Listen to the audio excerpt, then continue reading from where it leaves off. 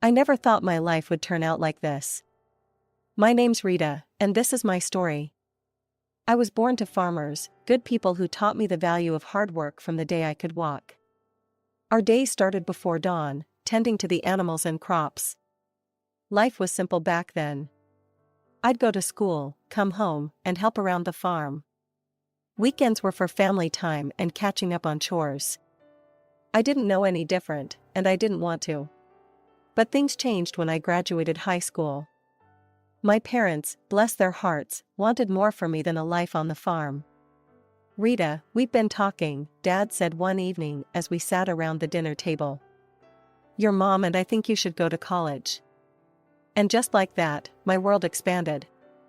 I packed my bags and moved to the city, a place so different from everything I'd known that it might as well have been another planet. College was an experience. The classes were interesting enough, but it was the people that really opened my eyes. Kids from all walks of life, with dreams and ambitions I'd never even considered. And then there was Jack. I met him in my second year. He was charming, confident, and so different from the farm boys back home. Jack knew exactly what he wanted from life, or so I thought. "Life's too short to waste it working yourself to the bone," he'd say, lounging on the grass outside the library. "We should enjoy ourselves while we're young." I was smitten. Here was someone who saw life as an adventure, not just an endless series of chores. We started dating, and before I knew it, we were talking about marriage.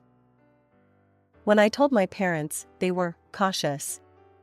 They wanted to meet Jack, to get to know the man who'd stolen their daughter's heart.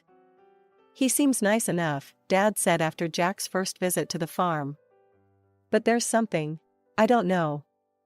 "Just be careful, Rita." I brushed off his concerns.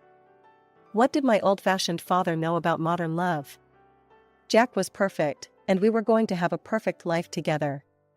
My parents, bless them, paid for our wedding and even bought us an apartment in the city. "We want you to have a good start," Mom said, her eyes misty.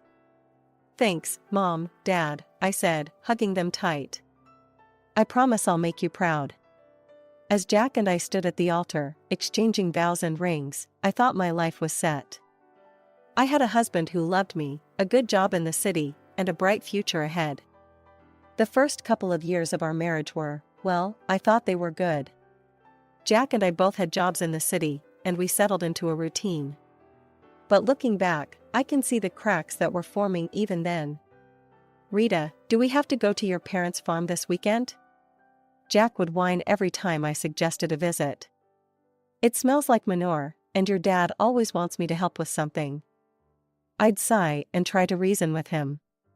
"They're my family, Jack. And they've done so much for us." "Fine," he'd grumble. "But I'm not shoveling any cow crap."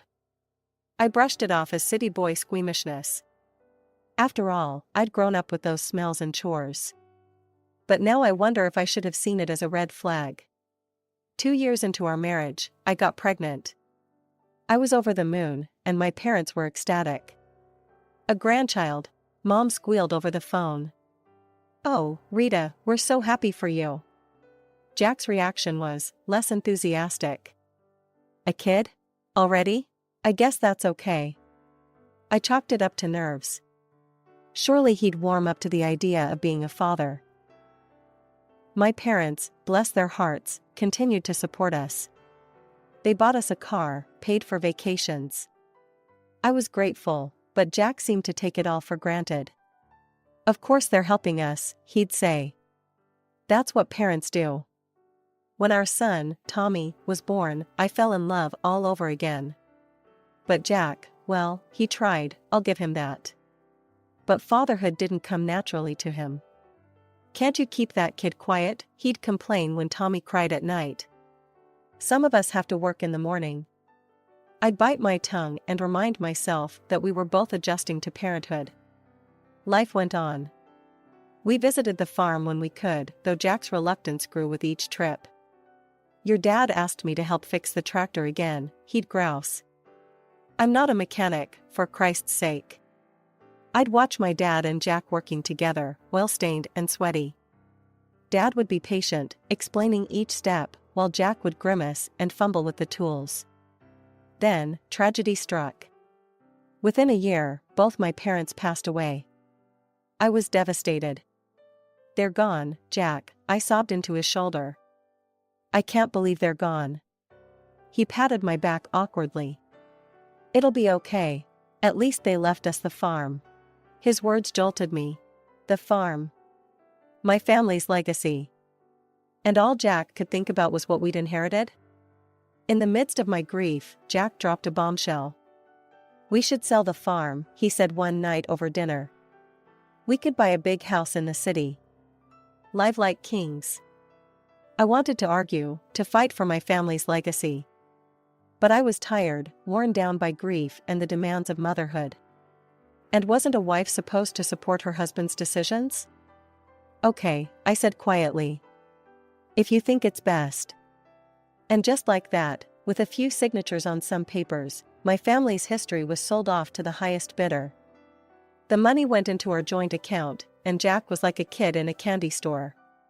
"We're set for life, Rita," he crowed. "No more slaving away at work. We can do whatever we want." I nodded and smiled, trying to ignore the hollow feeling in my chest. This was what Jack wanted, and I was his wife. I had to support him, right?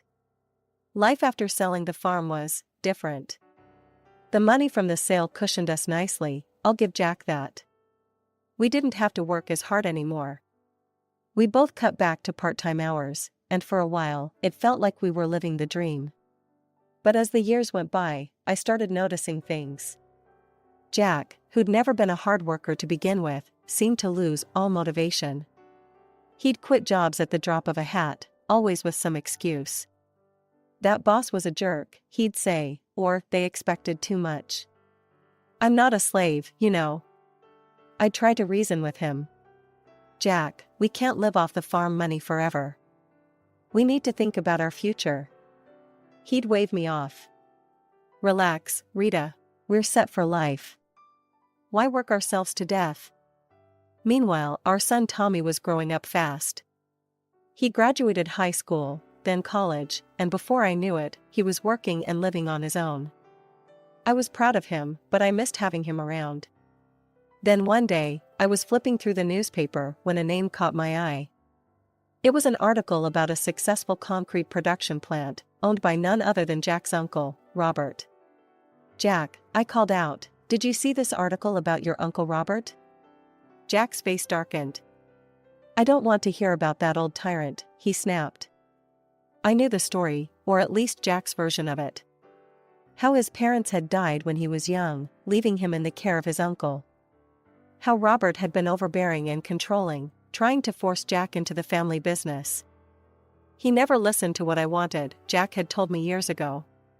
It was always about what he thought was best. So I left. Started my own life. Looking at Jack now, lounging in his robe at 2 in the afternoon, I couldn't help but wonder if there was more to the story. Maybe it's time to make peace?" I suggested gently. "It's been years, Jack. People change." Jack's reaction was explosive. "Make peace? With that control freak? No way in hell, Rita. Drop it." I let it go, but the incident left me unsettled. There was so much anger there, so much resentment. It made me wonder what else Jack was carrying around, what other parts of himself he was hiding. It was a quiet Sunday afternoon when I overheard Jack on the phone. His voice was curt, dismissive. "I am not interested in his life and it does not concern me," he said sharply before hanging up. My curiosity got the better of me. "Who was that, honey?" Jack's face was a mask of indifference. "Hospital. My uncle's sick. If he kicks the bucket, at least I'll finally get something out of him." I stared at him, shocked. "Jack, that's a terrible thing to say." "He raised you." "Yeah, and made my life hell," he snapped. "I'm not going to see him." End of story. As I watched Jack settle back into his armchair, remote in hand, something inside me snapped. This wasn't the man I married. This wasn't the person I thought I knew. Without a word to Jack, I went to our bedroom and called Tommy. "Hey, sweetie," I said when he picked up. "How would you feel about meeting your great uncle?" Tommy was surprised, but agreed readily. An hour later, we were walking into the hospital, my heart pounding. The ICU was a maze of beeping machines and hushed voices. And there, in a bed surrounded by monitors, lay Jack's uncle Robert. He looked small and frail, nothing like the tyrannical figure Jack had described. When we introduced ourselves, his eyes filled with tears. "Rita, Tommy," he said, his voice weak but warm. "Oh, I've wanted to meet you for so long." Over the next hour, Robert told us his side of the story. How he'd taken Jack in after his parents died, raised him as his own. "I loved that boy," Robert said, his voice cracking. "I wanted him to have everything. To carry on the family business, to have a good life. But Jack, it seemed, had other ideas. He said he didn't want the responsibility," Robert continued. "Said he didn't want to work hard like I did, staying up nights worrying about the business." I felt a sinking feeling in my stomach as Robert's words painted a picture I recognized all too well. "Jack demanded I sell the business," Robert said, shaking his head.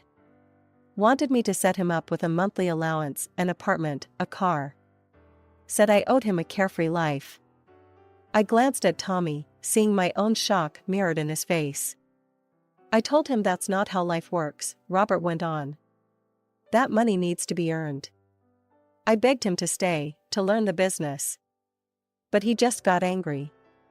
Said he'd find a rich wife and never have to work a day in his life."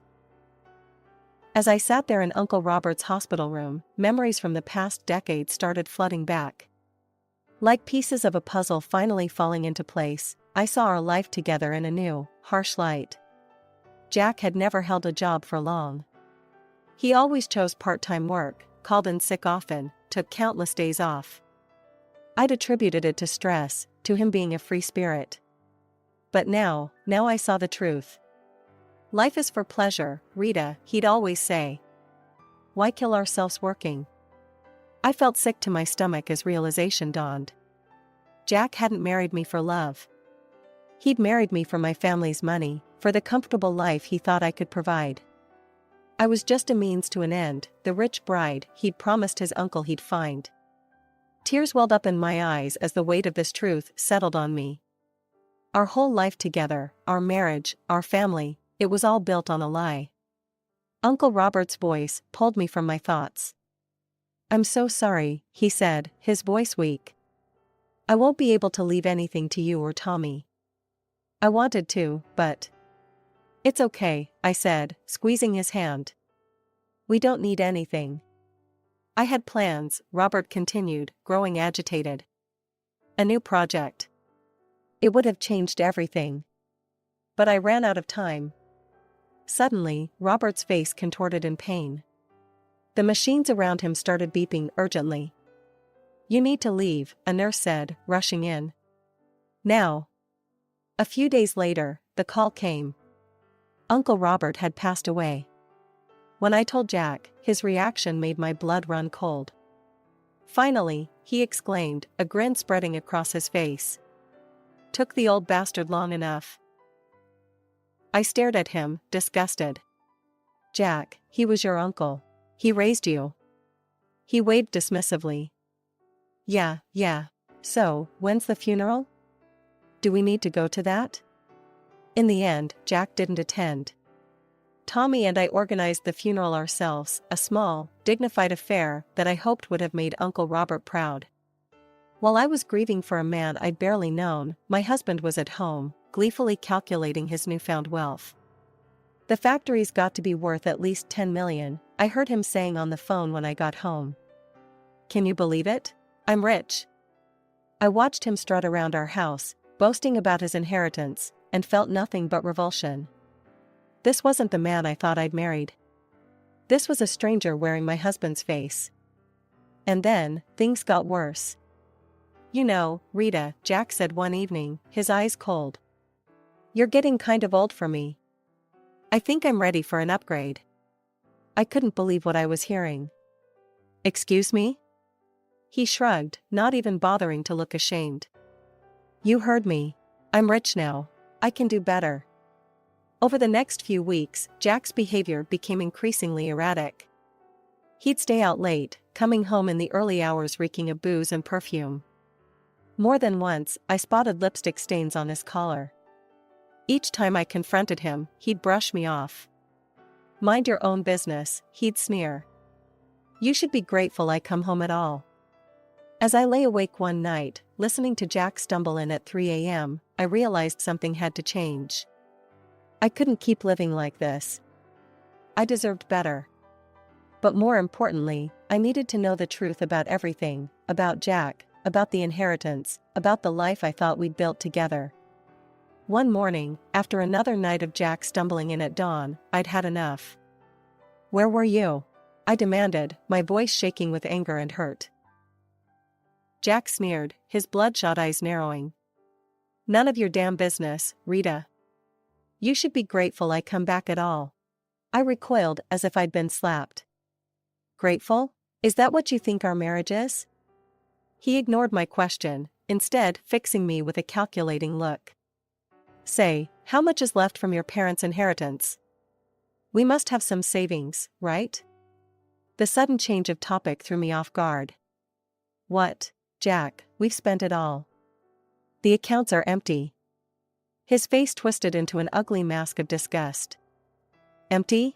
You've got to be kidding me. He paced the room, muttering to himself. Then he turned back to me, his eyes cold. Well, I guess that's it then. I'm done here. Done with you. Before I could respond, the front door opened. Tommy walked in, his eyes widening as he took in the scene. Jack's demeanor changed instantly. He plastered on a fake smile and approached our son. Tommy, my boy. Just the person I wanted to see. I need you to sign something for me. He produced a document from his pocket, thrusting it at Tommy. It's just a formality. You're renouncing any claim to Uncle Robert's estate. Since there's no will, it all comes to me anyway. Tommy glanced at me, confusion clear on his face. But after my nod, he took the paper and signed it without hesitation. Jack's grin was triumphant as he snatched back the document. Then, as if a switch had been flipped, he turned back to me, all pretense gone. I want a divorce, he announced, his voice cold and flat. I never loved you, Rita. I just tolerated you for your parents' money. But now I'm rich. I don't need you anymore. The words hit me like physical blows. Even though I'd suspected, hearing it laid out so brutally. I'm moving to Uncle Robert's house, Jack continued, already pulling out a suitcase. Don't try to contact me. It's over. And just like that, he was gone. 30 years of marriage, packed away in a suitcase, and walked out the door. I stood there, frozen, trying to process what had just happened. It felt surreal, like a bad dream I couldn't wake up from. Mom? Tommy's voice was soft, concerned. Mom, are you okay? I turned to my son, my rock, and felt the dam break. Tears streamed down my face as Tommy wrapped his arms around me. It's okay, Mom, he murmured, holding me tight. We'll get through this. You're strong. You'll be okay. As I clung to my son, sobbing into his shoulder, a small part of me marveled at the man he'd become. Kind, compassionate, everything his father wasn't. And I realized something. You're the best thing he ever did, I whispered to Tommy. The only good thing to come out of this marriage. Tommy squeezed me tighter, and in that moment, I knew that no matter what happened next, I wasn't alone. I had my son, and together, we'd face whatever came our way. The weeks following Jack's departure were a blur of pain and disbelief. I tried to keep my head high, to focus on moving forward, but it wasn't easy. Especially when Jack seemed determined to flaunt his new life in my face. It started with the Facebook posts. Pictures of Uncle Robert's mansion, now Jack's new home, flooded his timeline. I tried to ignore it, to focus on healing, but then the photos changed. A young woman started appearing in them. Blonde, beautiful, barely older than our son. In one photo, Jack had his arm around her, both of them grinning at the camera. The caption made my stomach churn. Meet my fiancé, Candy. Upgrade complete. The call started almost immediately. Friends, acquaintances, even Tommy's old school teachers. All of them asking questions I didn't want to, answer. Rita, dear, is everything okay? We saw Jack's posts, what's going on? Are you and Jack really? I couldn't take it anymore. The humiliation, the constant reminders of Jack's betrayal, it was too much. So I did something I never thought I'd do. I called Jack and asked to meet, after consulting with a lawyer. The day of the meeting arrived. I waited at our old favorite cafe, divorce papers in hand. Jack swaggered in, Candy on his arm. She couldn't have been more than 25, her face caked with makeup, giggling at something Jack whispered in her ear. Well, Jack sneered, pulling out a chair for Candy. If it isn't the old ball and chain. Candy, honey, meet Rita. The starter wife. Candy gave me a pitying look that made my blood boil. But I kept my cool. I have the divorce papers here, I said, sliding them across the table. I'm not asking for much, just the house. You can keep everything else. To my surprise, he picked up the pen without argument. Fine, have your little house. I've got bigger and better things now. He scrawled his signature across the documents. He turned to Candy, his voice sickeningly sweet. Now I can finally be with someone I truly love. Someone worthy of me. I gathered the papers, my hands shaking slightly. As I walked out of the cafe, I heard Jack's mocking laughter behind me. But I didn't look back. I had what I came for. The next day, I filed for divorce. As I handed over the papers to the court clerk, I felt a weight lift off my shoulders. For the first time in months, I felt like I could breathe again. Life has a funny way of serving up justice when you least expect it. For me, it came in the form of a headline splashed across the local newspaper. Local business tycoon's empire crumbles, nephew left with massive debt. It turned out that Uncle Robert had taken out an enormous loan just before his death, hoping to expand the business. He'd mentioned something about a new project during our hospital visit, but Tommy and I hadn't understood the implications at the time. Now it all made sense. I watched from afar as Jack's new life crumbled around him. He sold the factory, the mansion, the cars, everything. And still, he was left owing nearly $1 million. The cherry on top? His young bride, Candy, packed her bags and left the moment she realized Jack wasn't the wealthy catch she'd thought he was. I'd be lying if I said I didn't feel a twinge of satisfaction. Karma, it seemed, had finally caught up with Jack. Then, one rainy evening, there was a knock at my door. I opened it to find Jack standing there, looking nothing like the smug, wealthy man who'd walked out on me months ago. He was disheveled, his eyes red-rimmed and desperate. Rita, he said, his voice cracking. I've been such a fool. I see that now. Please, can we talk? Against my better judgment, I let him in. For the next hour, I listened as Jack poured out his heart. He told me how he'd lost everything, how he'd realized what truly mattered in life. I was wrong, Rita, he said, his eyes pleading. So wrong. But I see now that you were the only one who ever truly cared for me. The only one I've ever really loved. Then, to my utter disbelief, Jack got down on one knee, producing a small velvet box. Rita, please. Give me another chance. Marry me again. Together, we can overcome anything. For a moment, I was speechless. Then, I did something that surprised even me. I laughed. It started as a small chuckle and grew into full-blown, tears streaming down my face laughter. Jack's face fell. What's so funny? When I finally caught my breath, I looked him straight in the eye. Oh, Jack. Did you really think it would be that easy? That you could treat me like garbage, throw me away, and then come crawling back when things got tough? His expression darkened. Now listen here, he snarled, jumping to his feet. This is my house too. I have rights. I calmly walked to the drawer where I kept our divorce papers, pulling them out and showing him his own signature. No, Jack, you don't. You signed away any claim to this house. It's mine. Now get out, or I'll call the cops. For a moment, I thought he might try to argue further. But something in my expression must have told him I meant business. Without another word, he turned and stormed out, slamming the door behind him. As soon as he was gone, I called Tommy and told him everything. My wonderful son was supportive as always. You did the right thing, Mom, he said. I'm proud of you. Those words meant more to me than he could ever know. In the weeks that followed, I made some big decisions. The house, with all its memories both good and bad, felt too big for just me. So I sold it, using the money to buy a cozy apartment in a vibrant neighborhood I'd always loved. At 60, I'm finding that life is just beginning. I've started traveling, seeing all the places Jack always promised we'd visit but never did. I've taken up painting, joined a book club, even tried my hand at salsa dancing. Every now and then, I catch a glimpse of Jack around town. He looks older now, worn down by his mistakes and misfortunes. Life didn't turn out the way I expected. But you know what? I wouldn't have it any other way.